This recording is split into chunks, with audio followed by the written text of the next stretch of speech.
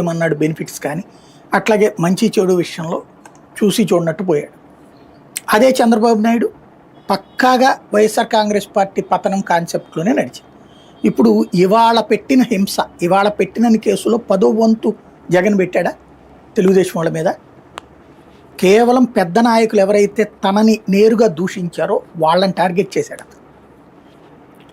అలాంటి వాళ్ళు ఒక 10 మంది వేసుకోండి అంతే కదా, అంతకు మించి ఎక్కువ మంది మీద పడిందే.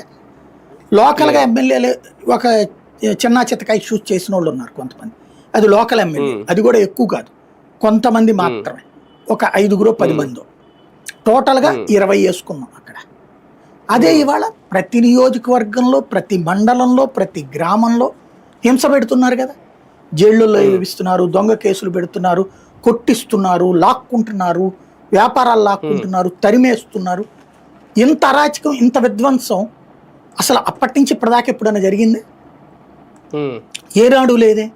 ఒకప్పుడు చంద్రబాబు నాయుడు 2004కి రాకముందు, అంటే 95లో ఆయన రాకముందు ఎన్టీఆర్ ఉన్నప్పుడు, లేకపోతే కాంగ్రెస్ ఆ రోజుల్లో ఉన్నప్పట్లో ఈ ఊళ్ళల్లో ఈ ఫ్యాక్షన్ తగాదాలు ఉండే.